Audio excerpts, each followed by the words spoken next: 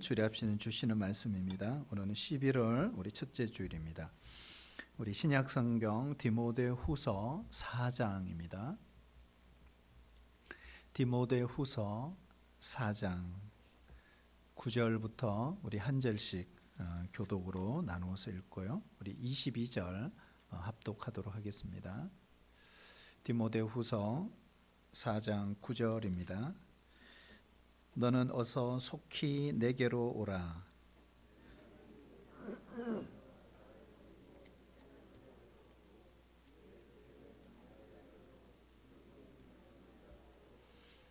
누가만 나와 함께 있느니라. 네가 올 때에 마가를 데리고 오라. 그가 나의 일에 유익하니라.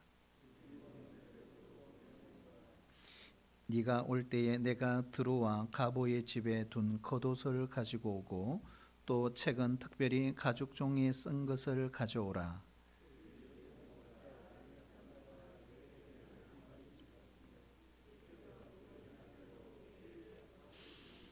너도 그를 주의하라. 그가 우리 말을 심히 대적하였느니라.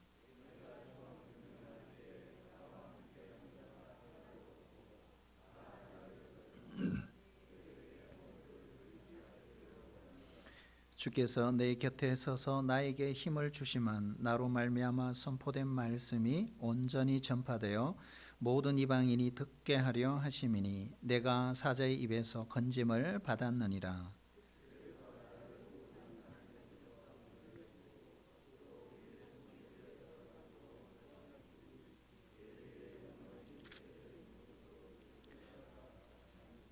브리스가와 아굴라와 및 오네시보로의 집에 문안하라.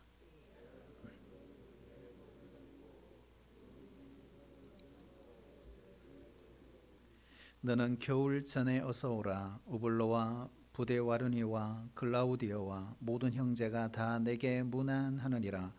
나는 주께서 내 심령에 함께 계시기를 바라노니 은혜가 너희와 함께 있을지어다. 아멘. 우리가 다니엘 기도회가 시작이 됐습니다. 저는 다니엘 기도를 하면서 나름대로 하나님 주신 은혜가 있어요. 기도를 좀 더 깊이 하고 또 하나님의 말씀을 좀 더 깊이 경험하고 또 예수님을 좀 더 깊이 체험하는 그런 시간을 갖고 있습니다. 여러분, 이런 좋은 영적 은혜의 기회에 우리 모두 새롭게 하나님의 은혜를 공급받는 시간 되시기를 축복합니다. 유비무한이라는 고사성어가 있습니다. 유비무한 무슨 뜻일까요? 평상시에 준비를 철저히 하면 후에 환난을 막을 수 있다라는 뜻입니다. 이런 관점에서 보면 세상에는 세 종류의 사람이 있습니다. 첫째는 현재 일에만 몰두하며 살아가는 사람이 있습니다. 전혀 내일을 생각하지 못하는 사람입니다. 마치 시험 전날 벼락치기를 공부를 하는 그런 학생과 같다고 할 수 있습니다. 이럴 때 준비해 놓은 것이 없기 때문에 당황하고 어쩔 줄 모르게 되는 것입니다. 두 번째는 항상 미래만 생각하고 꿈만 꾸는 사람도 있습니다. 이 사람은 현실을 무시합니다. 마치 무지개를 잡듯이 환상에 사로잡혀 있는 사람입니다. 세 번째 사람은 미래를 위해 현재 열심히 준비하는 사람도 있습니다. 마치 이솝 우화에 나오는 개미처럼 말입니다. 어떤 세미나를 갔을 때 그 목사님이 이런 이야기를 했어요. 여러분, 저도 인생에 추운 겨울이 오기 전 열심히 책을 읽고 모읍니다. 자료도 모으고 예화도 모읍니다. 이런 이야기를 합니다. 우리 인생에는 춥고 매서운 바람이 몰아치는 겨울은 누구에게나 찾아올 수 있습니다. 오늘 이 본문의 말씀은 어떤 연세 많으신 어르신들에게 주어지는 말씀이 아닙니다. 왜요? 인생의 겨울은 누구에게나 오기 때문에. 청년들에게 올 수도 있고 어느 날 갑자기 우리 어르신에게도 오실 수 있습니다. 부자에게도 가난하게도 그리고 행복하게 사는 사람에게도 불행하게 사는 사람에게도 옵니다. 건강한 사람에게도 오고 아픈 사람에게도 옵니다. 늘 준비하는 사람에게도 오고 준비하지 않는 사람에게도 찾아옵니다. 자연의 계절상 우리가 봄, 여름, 가을 그리고 있으면 자연스럽게 겨울이 옵니다. 그래서 우리는 인지할 수 있어요. 하지만 인생의 겨울은 언제 어디서 어떻게 닥칠지 아무도 알 수가 없습니다. 하지만 누구에게나 찾아온다는 사실입니다. 다만 그날과 그 때를 모를 뿐입니다. 바로 우리 그때를 위해서 오늘 우리가 어떻게 살아가느냐가 중요한 것입니다. 여러분, 디모데후서라고 하는 이 책, 이 편지는 바로 바울의 마지막 서신서입니다. 바로 이 편지의 내용을 우리가 1장부터 4장까지 읽어보면 바울의 유언, 유서구나 하는 걸 알 수 있습니다. 바울의 신음소리가 묻어있는 편지가 디모데후서입니다. 2차 로마 감옥에 갇혀 있을 때 바로 네로 황제의 포악한 핍박이 있었던 시대입니다. 로마에 불을 지른 것을 감추기 위해 당시 그리스도인 이 공동체를 미친 공동체로 몰아야 했던 것입니다. 바로 이 점에 바울이 체포가 된 것입니다. 소지품을 드로아에 있는 가보라는 사람의 집에 남겨놓은 채 그는 갑자기 체포가 되었습니다. 그 시점이 AD 66년경으로 봅니다. 그리고 바울은 아주 악명 높은 로마 감옥 마메르타인 감옥에 갇히게 됩니다. 악취가 풍기고 더럽고 추한 감옥이었습니다. 그도 하나 들여 보내줄 사람이 없는 외로운 감옥이었습니다. 아마 바울은 감지를 했어요. 이번에는 석방되기 어렵겠구나. 다시는 바깥 세상을 구경하지 못할 것 같은, 이미 그는 순교를 예감하고 있었습니다. 어느덧 그의 나이는 70에 가까워 오고 있었어요. 고생을 많이 했습니다. 이제 순례의 여정이 끝나고 마지막 인생의 종점에 다가왔습니다. 그리고 죽음의 시각을 바라보며 그는 겨울을 느끼고 있습니다. 오늘 21절 말씀을 보면 너는 겨울 전에 어서 오라 이렇게 말씀합니다. 지중해는 한겨울 10월 달부터 시작되는 3개월간의 겨울이 되면 얼어붙어 항해를 배들이 할 수가 없습니다. 그래서 겨울이 되기 전에 오라 이렇게 부르고 있는 것입니다. 당시 디모데는 에베소에서 목회를 하고 있었습니다. 그러니까 에베소에서 로마까지는 거리가 한 1600km 정도 떨어진 곳입니다. 당시 사도 바울은 가정이 없었고 혈육이 전혀 없었습니다. 그러나 그에게 바로 믿음의 아들이 있었습니다. 사랑하신 여러분, 우리에게도 이 같은 믿음의 아들이 있습니까? 여러분도 그렇게 살고 있습니까? 이제 겨울이 가까이 오고 죽음을 맞이할 때입니다. 이럴 때 부를 수 있는 사람이 있습니까?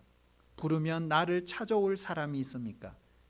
나의 마지막 순간을 함께 지켜보아줄 믿음의 아들이 있습니까? 바울은 계절적으로도 겨울이었고 자기의 인생에도 겨울이 동시에 찾아오게 된 것입니다. 문득 자기 인생에 다가온 이 겨울의 문턱에서 그는 어느 날 자기 인생을 정리하기 시작했어요.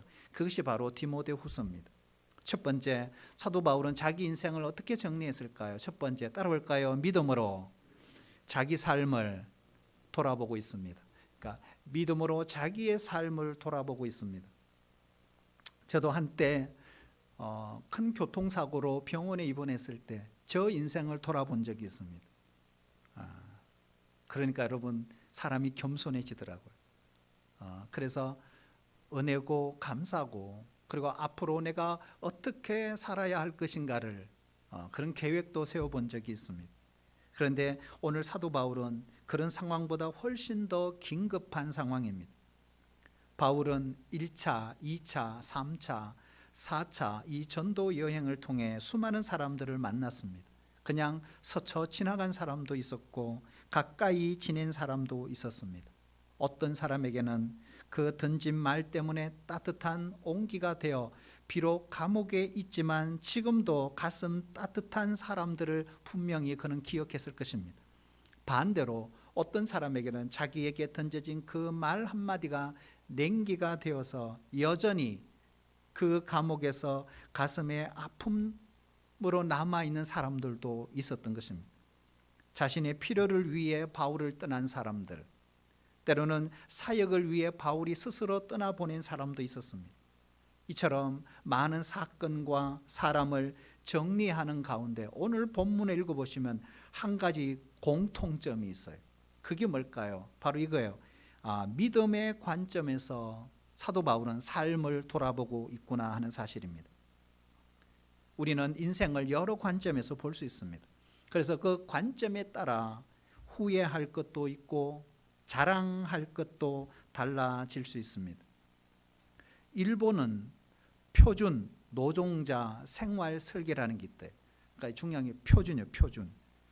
노동자들이 일생을 살면서 평균적으로 이런 표준적인 생활이 있다는 거예요. 재밌더라고요. 보니까요. 이렇게 돼 있어요. 고등학교 18살에 졸업하고 바로 회사에 취직하고 25세에 22살의 여성과 결혼하고 27세에 덕남하고 30세에 덕녀하고, 왜 이렇게 덕남과 덕녀가 순서를 정해야 되는지 모르지만 하여튼 표준이래, 표준. 그리고 60세에 퇴직하고 75세에 세상을 이별합니다. 그리고 사랑했던 내 아내는 77세까지 살았다. 그리고 여기에 몇 가지 추가를 합니다. 25세에 방 한 칸짜리 아파트에 살고 30세에 두 칸짜리 아파트에 살고 35세에 방 세 칸짜리 아파트에 살고, 이 다 전세입니다. 그리고 40세에 자기 주택을 구입했다는 거예요. 그리고 난 이후에 한 달에 한 번씩 드라이브를 하고 가족들과, 한 달에 한 번 남편과 골프를 치는. 그래서 이런 관점이 과연 그들은 그런 표준을 제시했지만 우리의 삶을 온전히 설명할 수 있을까요? 그런데 중요한 것은 성경이에요. 성경은 우리의 인생의 기록을 할 때 어떤 관점으로 기록을 하고 있느냐는 거예요. 한번 따라할까요? 믿음의 관점에서. 성경은 믿음의 관점에서 한 인물을 기록하고 있다는 사실입니다. 그러니까 성경은 정기가 아니라는 거예요. 히브리서 11장도 보면 믿음의 영웅들을 기록합니다. 그래서 히브리서 기자는 바로 이 믿음의 관점에서 기록을 했다는 거예요. 그 관점에 따라 믿음의 그 영웅들의 아름다운 삶을 평가하고 있습니다. 우리가 역사를 쓸 때도 왕정사가 뭘까요? 왕을 중심으로 하여 왕의 업적과 치적을 중심으로 기록을 하는 거예요. 민중사, 왕의 업적과 상관없이 그 시대에 민생들이 겪었던 어려움과 고초를 중심으로 기록을 합니다. 그러나 성경은 그렇게 말하지 않습니다. 성경은 역사의 주인 되신 하나님을 중심으로 기록하고 있어요. 그래서 신정사예요. 신정사. 여러분, 하나님의 섭리를 믿으세요? 하나님의 뜻과 경륜을 믿으세요? 하나님은 살아계십니다. 여러분 믿으세요? 그렇다면 우리의 삶도 그 믿음으로 기록이 돼야 되지 않겠습니까? 내 삶의 시작, 내 삶의 과정과 마지막, 주님의 관점으로 조명해 보지 않고는 우리 인생에 무슨 의미가 있나 하는 것이. 우리는 스스로 우리 자신에 대해서 좋은 평가를 내릴 수 있습니다. 때로는 다른 사람에 의해서 내가 많은 업적을 통해 사람의 찬사와 박수를 받을 수 있습니다. 그런데 그것이 무슨 소용이 있나요? 한번 따라할까요? 예수님을 잘 믿어야 합니다. 하늘에 계신 우리 하나님은 우리 인생을 평가할 때 믿음으로 평가한다는 사실입니다. 우리 가운데는 이미 예수님을 믿는 분도 계십니다. 내가 죄인임을 깨닫고 지금 죽어도 오늘 밤 그럴 리 없겠지만 하늘의 주인이신 그분이 내 인생의 생명을 거두어 가신다 할지라도 내가 천국에서 눈을 뜰 확신을 가지고 있는 분들도 있을 것입니다. 하지만 여전히 아직도 죽음 앞에 준비가 되지 않는 분들도 있을 수 있어요. 그분들에게 오늘 도전합니다.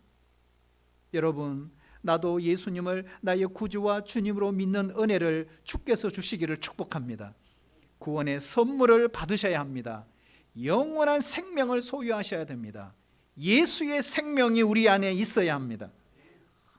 몇 년 전 30년 만에 만난 친구가 원주에 온 적이 있습니다. 목사가 되었습니다. 근데 그 점에 밴드에서 동시다발적으로 어떤 한 친구가 이렇게 글을 남겼어요. 야 친구야, 나 장수야. 친구야, 진짜 너 맞지? 그러자 보니까 친구였어요. 전화번호 좀 남겨라. 그래서 한 30분 정도 통화를 했습니다.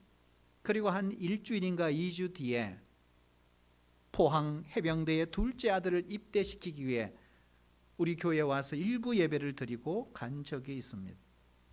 그런데 이야기하는 도중에 이미 초등학교 동창 중에 몇 년 전 세상을 떠난 친구가 있다는 소식을 들었습니다. 그러면서 저도 나도 나이를 먹었구나 이런 생각을 했어요.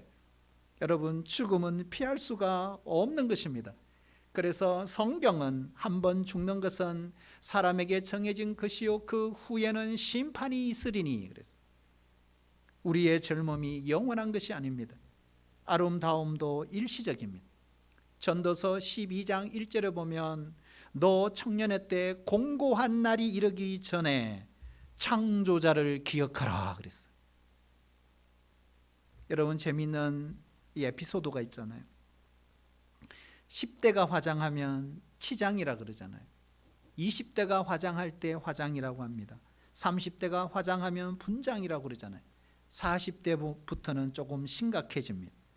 40대가 화장하면 변장이라고 합니다. 50대가 화장을 하면 환장이라고 합니다. 60대가 화장을 하면 무장이라고 하고 70대 이상이 화장을 하면 완전 무장이라고 합니다. 그래서 이사야는 우리의 인생의 결론을 이렇게 말했어요. 이사야 40장 6절에 보면 모든 육체는 풀이요 모든 아름다움은 들의 꽃과 같다 그랬어요. 인생의 겨울, 우리가 원하든 원치 않든 관계없이 우리에게 찾아옵니다. 그러므로 우리는 인생의 겨울이 오지 말 것을 기도할 것이 아니라 준비하셔야 합니다. 준비해야 됩니다. 내 주변에 사람들이 한 사람, 두 사람씩 떠나가기 시작합니다. 사랑하는 남편, 사랑하는 아내, 사랑하는 자녀, 사랑하는 믿음의 동지들이 우리를 곧 떠나게 될 것입니다.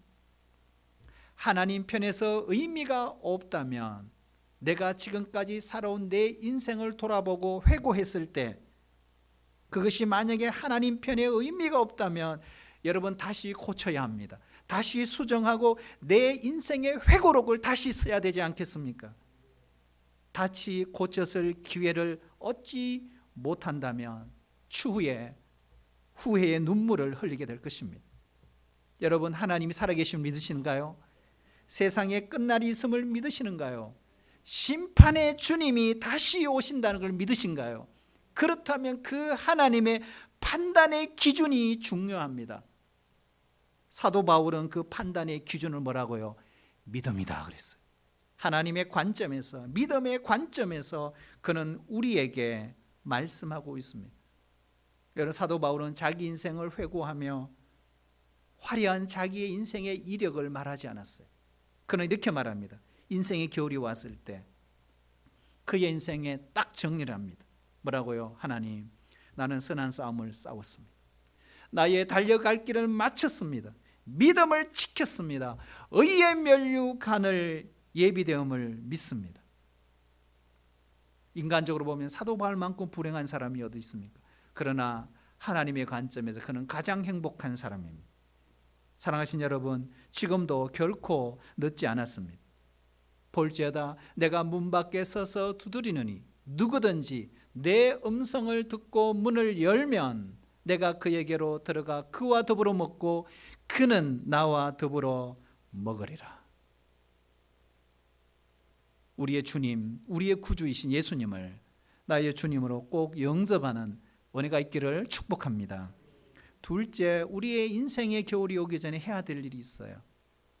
오늘 13절 우리 같이 읽어볼까요? 13절 시작. 네가 올 때에 내가 들어와 가보의 집에 둔 겉옷을 가지고 오고 또 책은 특별히 가죽 종이에 쓴 것을 가져오라. 아멘. 두 번째는요, 하나님의 말씀을 늘 가까이에 두라는 것입니다. 70이 넘은 이 사도 바울, 마지막 인생의 그 문턱에서 습기 차고 칙칙하고 더럽고 냄새나는 그 로마 감옥에서 현재 자신에게 가장 필요한 것이 뭘까? 그는 두 가지로 소개하고 있어요. 첫 번째는 외투 한 벌이에요. 왜요? 겨울이 있기 때문에 너무 추워요. 외투 한 벌이 필요했어요. 그리고 또 한 가지 필요한 게 뭐예요? 하나님의 말씀이었습니다. 당시 여기에 보면 하나님의 말씀은요, 구약 성경을 가르칩니다. 양 가죽의 두루마리로 되어 있기 때문에 부피가 커요. 무거워요. 그래서 늘 들고 다니기 어렵습니다. 그래서 유대인들은 회당에다 그걸 비치하고 하나님의 말씀을 회당장을 통해 들었던 것입니다. 그런데 사도 바울은 자신의 그 말씀을 별도로 두었어요. 선교 여행으로 정착할 수 없었던 사도 바울은 어느 집에 맡겨두어야만 했던 것이, 그 집이 누구예요? 드로아에 있는 가보라는 사람의 집에 그 성경책을 두었던 것입니다. 인생의 겨울이 오고 자기 주변에 한 사람, 두 사람씩 떠나가기 시작했어요. 자신도 할 수 있는 그 일이 아무것도 없을 때 자신에게 힘이 되고 용기가 되고 소망을 줄 수 있는 마지막 의지의 대상, 그것은 바로 하나님의 말씀, 성경이었던 것입니다. 사도 바울은 신약 성경을 13권이나 기록한 사람입니다. 뿐만 아니라 그는 헬라 철학에 정통한 사람입니다. 그리고 유대 역사를 꿰뚫고 있습니다. 뿐만 아니라 성경에 부족함이 없는, 당시로 말하면 요즘 말하는 대학자였어요. 그런데 이 대학자 사도 바울에게 감명을 준 책 얼마나 많았겠어요. 그러나 그가 마지막 선택한 책은 뭐예요? 성경이었어요. 그러나 그 말씀 속에 왜 성경을 선택했을까? 이유가 있다. 바로 그 말씀 속에 하나님의 약속이 있고 그 말씀 속에 약속의 성취가 있다 하는 걸 사도 바울은 알고 있기 때문에. 과거에 제가 아는 권사님 가운데 1년에 성경을 15독 이상 하신 권사님이 계셨습니다. 그 당시 나이가 꽤 되셨거든요. 그런데 현재는 하나님 나라 가시지 않으셨을까? 새벽기도 갔다 오시면 큰 활자로 된 성경책을 넓혀 놓으십니다. 그리고 신방 때 가서 물어봅니다. 권사님 왜 그렇게 열심히 성경책을 읽으세요? 그러니까 이렇게 말씀하세요. 권사님이, 목사님, 저는 신문을 볼 필요도 없습니다. TV를 볼 이유도 없습니다.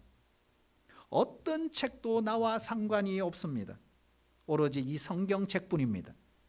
하나님의 말씀만이 나를 위로합니다. 내가 볼 책, 성경책입니다.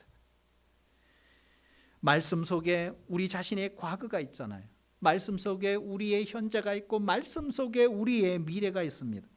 오늘 이 사도 바울, 가장 고독하고 외로운 감옥 속에서 좌절할 수 있었지만 그를 붙들어 주었던 것, 인생길에 잃어버릴 수 있는 그 혼란한 복잡한 상황에서도 분별할 수 있는 그 지혜, 즐거울 때 즐거움으로 교만하지 않고 타락하지 않고 그를 붙들어 주었던 그것이 뭘까요? 바로 성경, 하나님의 말씀이었습니다.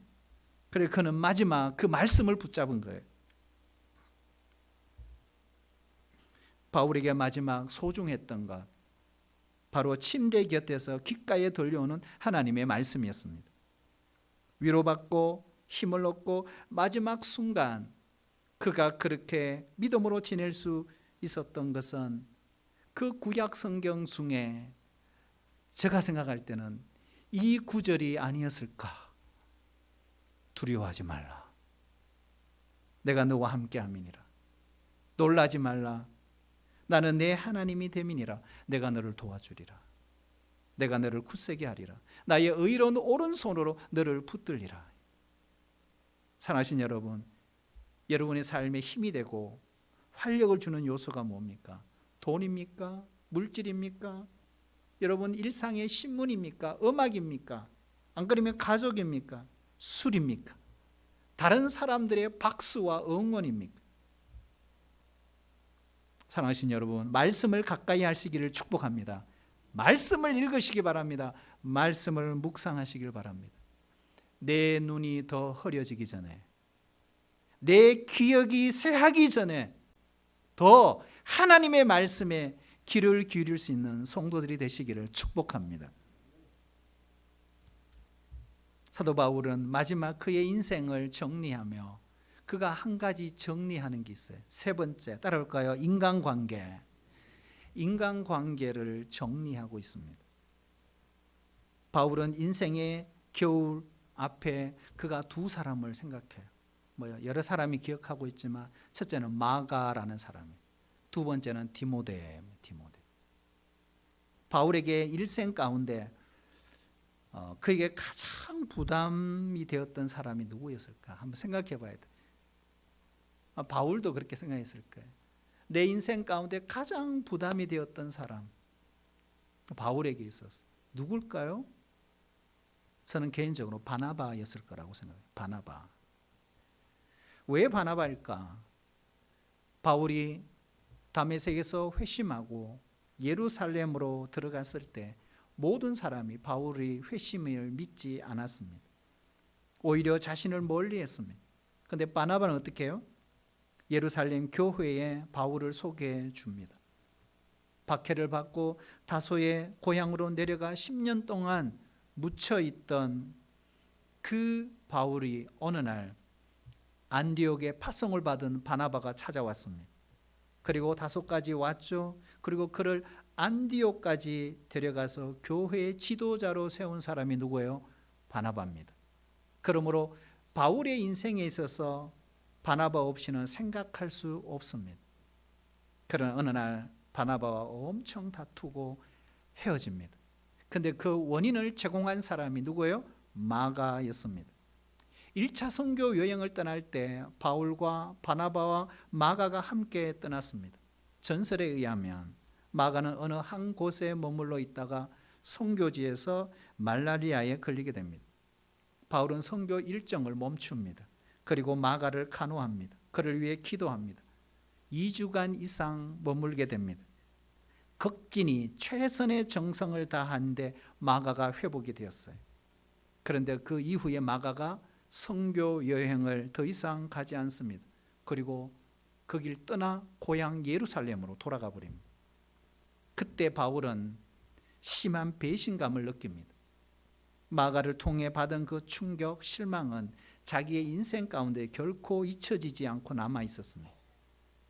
그런데 바울을 첫 번째 선교 여행을 끝나고 두 번째 선교 여행을 계획하고 있을 때 어느 날 마가가 쪼르륵 따라와서 저도 갈게요 이렇게 된 거예요. 그래서 바나바는 바울을 설득시킵니다. 자기 생질이니까. 그래서 바울은 끝내 바나바와 헤어지고 말았습니다. 그것이 바울의 삶에 정말 큰 부담으로 남았던 것입니다. 선교에 필요 없는 존재, 선교할 자격이 없는 존재. 그래서 바울은 바로 이 마가에게 상처를 주게 된 거죠. 마가가 그러한 상처를 안고 살아가기를 원치 않았던 것입니다. 상처를 남긴 존재로 그렇게 기억되고 싶지 않았던 것입니다. 그래서 오늘 본문 어떻게 해요? 디모데야, 네가 올 때 반드시 마가를 데리고 오도록 하라 이렇게 부탁을 하는 거잖아요. 그래서 남은 엉어리를 풀고 싶었던 사도 바울의 모습을 볼 수 있습니다. 우리가 지난 날에 아쉬움이 있을 수 있습니다. 우리가 믿음과 말씀 가운데 가장 먼저 정리해야 될 것이 있어요. 그것이 바로 인간관계입니다. 나로 인해 상처받은 사람, 나로 인해 고통받는 사람, 나로 인해 힘들어하는 사람이 받은 그 상처를 안고 그대로 자기 인생을 마감하지 않도록 사랑과 격려의 언어로 오늘 기록하고 있는 것입니다. 우리 조상들이 남겨준, 지금은 그렇지 않지만 우리 전통 가운데 버려야 할 것들이 많이 있어요. 그 중에 하나가 죽음 앞에서 자녀들에게 원수를 갚아달라고 유언을 남기는 거예요. 우리가 드라마나 영화 이런 것도 많잖아요. 그래서 자녀들은 평생 이 원수 갚는 나라고 일생을 허비합니다. 사실 허망한 인생이에요. 이제 우리에게도 점점 겨울이 다가오듯이 우리 인생의 추운 겨울도 다가올 수 있습니다. 아직도 남을 비판하고 내 운명의 잘못을 남에게 탓하고 원망하지 마시기를 축복합니다. 여러분, 국가를 탓하지 마세요. 사회를 탓하지 마세요. 우리의 가정을 탓하지 마세요. 우리의 환경을 탓하지 마세요. 허물을 다른 사람에게 돌리지 마세요. 우리는 하나님 앞에서 진지하게 진실하게 살아가는 믿음의 태도, 자세만 있으면 충분합니다. 용서할 자를 용서하세요. 사과해야 될 사람에게 사과하세요. 우리가 사랑하는 믿음의 아들만 가까이 두면 됩니다. 선으로 악을 이기는 성도들이 되시기를 축복합니다. 오늘 사도 바울은 인간적으로 보면 얼마나 외로운지 몰라요. 재판석에 섰어요. 그런데 자신을 변호해 줄 사람들이 다 떠나버렸어요. 아무도 없습니다. 그래서 사도 바울 혼자 섰어요. 사도 바울이 재판석에 섰을 때 누굴 생각했을까요? 우리 주님이에요. 우리 주님에도 제자들이 아무도 없었어요. 변호해 줄 사람 아무도 없었어요. 그런데 오늘 사도 바울이 뭐라고 합니까? 주께서 내 곁에 서서 나에게 힘을 주신다. 그렇게 말하고 마지막까지 인생의 겨울이 찾아왔지만 사도 바울은 어떻게 살아가야 되는지를 안 사람입니다. 여러분, 우리의 인생 가운데 하나님이 늘 함께 계십니다. 늘 하나님이 우리와 함께 계십니다. 우리를 도와주십니다. 세상 끝날까지 내가 너희와 함께 있으리라 약속하셨습니다. 겨울이 오기 전에 우리가 무엇을 해야 할까요? 지금 우리 성도님들은 자신의 인생의 계절을 어떻게 살아가고 계십니까? 내가 누구이며 어디로 가고 있으며 지금 무엇을 하고 있습니까? 우리의 삶은 어렵습니다. 힘듭니다. 그러나 추운 겨울을 따뜻하게 보낼 수 있는 그 사람은 겨울을 준비하는 사람입니다. 언젠가 다가올 인생의 마지막 이 결산의 시간에 우리도 아름다운 마지막이 되기 위해 오늘을 준비하셔야 합니다. 어떻게 준비해야 될까요? 이 질문에 우리가 한번 생각해 보셔야 합니다. 저는 다니엘 기도회를 일주일 지내면서 하나님 주신 은혜가 너무 많아요. 들었던 말씀이지만 그 말씀이 살아서 움직이는 거예요. 그 말씀이 내 안에 역사를 하는 거예요. 기도할 때 그 말씀이 꿈틀거리는 거예요. 여러분, 하나님을 아버지로 얼마나 그렇게 우리가 불렀어요. 근데 여러분에게는 정말 하나님이 아빠이신가요? 그 아빠에게 부르짖을 때 하나님이 은혜를 주신다는 사실을 여러분 기억하셔야 합니다. 하나님의 말씀은 지금도 살아있습니다. 지금도 역사합니다. 말씀이 이성이나 지식이 아닌 내 삶 가운데 체험이 되어야 합니다. 꿈틀거려 역사하는 그 말씀은 지금도 살아있습니다. 하나님이 살아계심을 여러분 믿으시죠? 그렇다면 내 인생에 어렵고 힘든 시간이 인생의 겨울이 오더라도 하나님은 여전히 함께 하십니다. 내가 비록 갇혀 있을지라도 말씀은 역사하십니다. 우리를 도와주십니다. 그러므로 여러분, 그 살아계신 하나님을 꼭 체험할 수 있기를 주의 이름으로 축복합니다. 아버지 하나님, 사도 바울은 일생 복음을 위하여 산 복음의 일꾼입니다. 우리들도 언젠가는 추운 겨울이 와 우리의 인생을 정리할 때가 있습니다. 그럴 때 우리의 믿음으로 우리의 인생을 회고할 수 있게 도와주시옵소서. 지금도 추운 겨울을 맞이한 우리 성도들이 있습니까? 아버지 하나님, 버티게 하시고 견디게 하시고 그 추운 인생길 가운데 함께 하시는 하나님의 능력이 있음을 믿습니다. 하나님은 살아계심을 믿습니다. 말씀을 붙들게 하여 주시옵소서. 그 말씀이 체험되게 하여 주시옵소서. 우리의 이성과 지식에 갇혀있는 하나님이 아니라 우리의 일상에서, 우리의 삶의 현장에서 살아 움직이시는 하나님의 말씀으로 체험되게 하여 주시옵소서. 끝까지 말씀 붙들고 몸부림치고 사투를 벌리고 곁눈질을 하지 않고 믿음의 좁은 길을 걸어가는 하나님의 사람들이 되게 하여 주옵소서. 예수님의 이름으로 기도하옵나이다. 아멘.